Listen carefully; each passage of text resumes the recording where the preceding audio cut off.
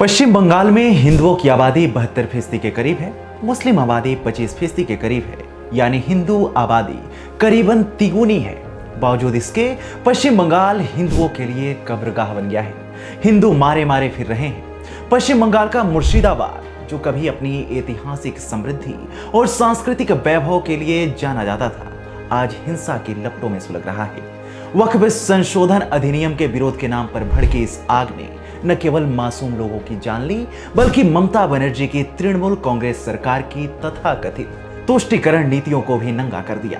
घर जलाए गए, मंदिरों पर हमले हुए और हिंदू परिवार डर के साए में अपने ही गांव से पलायन करने को मजबूर हुए। चौंकाने वाले खुलासे बता रहे हैं कि इस हिंसा के पीछे विदेशी साजिश और बांग्लादेशी तत्वों का हाथ है। फिर भी ममता सरकार की चुप्पी और निष्क्रियता सवालों के घेरे में है।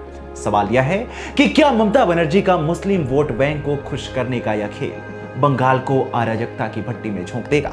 नमस्कार, मेरा नाम है अवनीश और आज की वीडियो में हम आपको मुर्शिदाबाद हिंसा की तह तक ले चलेंगे, जहां सियासत और हिंसा का घातक मेल बंगाल की आत्मा को छलनी कर रहा है। आगे बढ़ेंगे उससे पहले यदि आपने अभी तक हमारे चैनल को सब्सक्राइब नहीं किया है तो इसे सब्सक्राइब करें और वीडियो को लाइक करें। दरअसल जिस मुर्शिदाबाद में हिंसा हुई वहां मुस्लिम आबादी लगभग 70% है। वहां हाल ही में वक्फ संशोधन अधिनियम के विरोध में हिंसक प्रदर्शन हुए। इन प्रदर्शनों में घरों में आगजनी, मंदिरों पर हमले और हिंदू समुदाय के खिलाफ हिंसा की घटनाएं सामने आई।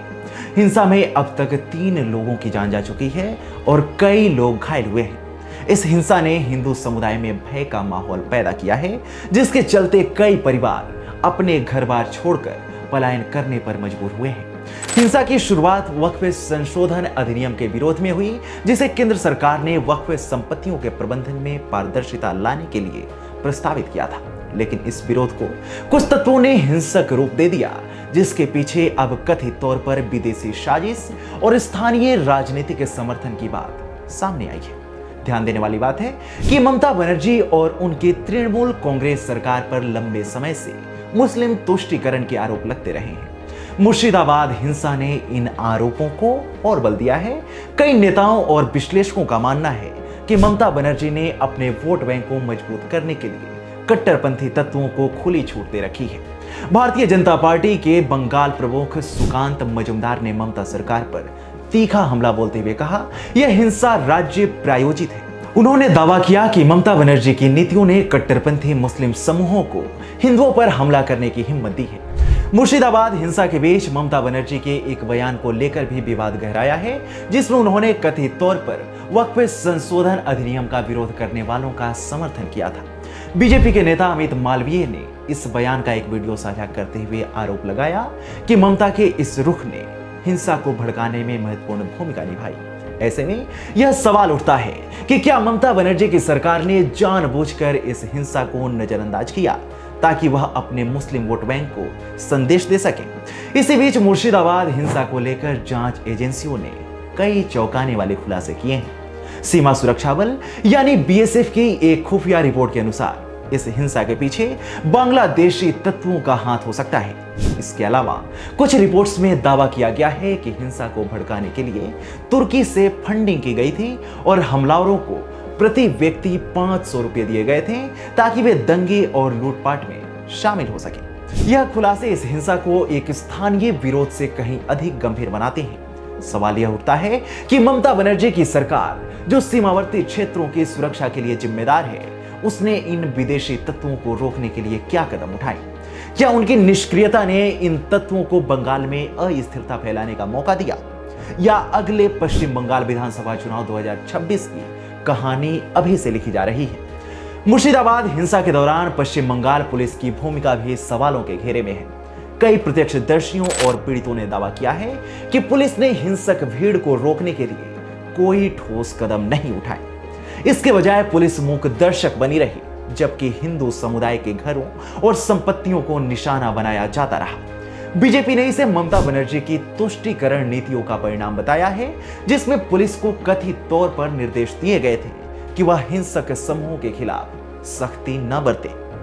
केंद्रीय मंत्री सुकांत मजुमदार ने ममता बनर्जी पर आरोप लगाते हुए कहा कि ममता सरकार पश्चिम बंगाल को बांग्लादेश बनाने की कोशिश कर रही है। उन्होंने कहा कि पुलिस की निष्क्रियता ने हिंदुओं को डराने की कोशिशों को बल दिया है। यह स्थिति पश्चिम बंगाल में कानून व्यवस्था के पूरी तरह चरमरा जाने का संकेत देती है। आपको बता दें कि मुर्शिदाबाद हिंसा का सबसे दुखद पहलू हिंदू समुदाय पर इसका प्रभाव है। हिंसा के कारण कई हिंदू परिवार अपने घर छोड़कर भागने को मजबूर हुए हैं। मंदिरों पर हमले और हिंदू महिलाओं और बच्चों के खिलाफ अत्याचार की खबरों ने पूरे देश को झकझोरा है। यह स्थिति न केवल मानवाधिकारों का उल्लंघन है, बल्कि यह भी दर्शाती है कि ममता बनर्जी की सरकार हिंदुओं की सुरक्षा सुनिश्चित करने में पूरी तरह से विफल रही है। बीजेपी ने इस हिंसा को हिंदू नरसंहार की संज्ञा दी है और ममता बनर्जी को आधुनिक जिन्ना तक कह डाला है। यह बयान भले ही राजनीतिक रूप से तीखा हो, लेकिन यह उस गुस्से और निराशा को दर्शाता है जो हिंदू समुदाय और विपक्षी दलों में व्याप्त है। मुर्शिदाबाद हिंसा के बाद बीजेपी और अन्य संगठनों ने पश्चिम बंगाल में राष्ट्रपति शासन की मांग की है। उनका तर्क है कि ममता बनर्जी की सरकार ने कानून व्यवस्था को बनाए रखने में पूरी तरह असफलता दिखाई है और उनकी तुष्टीकरण नीतियां राज्य को अराजकता की ओर ले जा रही हैं।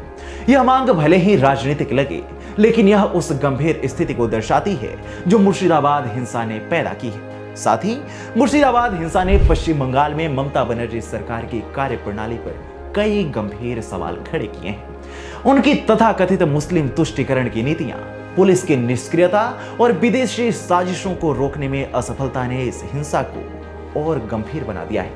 हिंदू समुदाय पर हमले और उनके पलायन ने दिखाया है कि ममता सरकार राज्य में निष्पक्ष शासन देने में विफल रही है।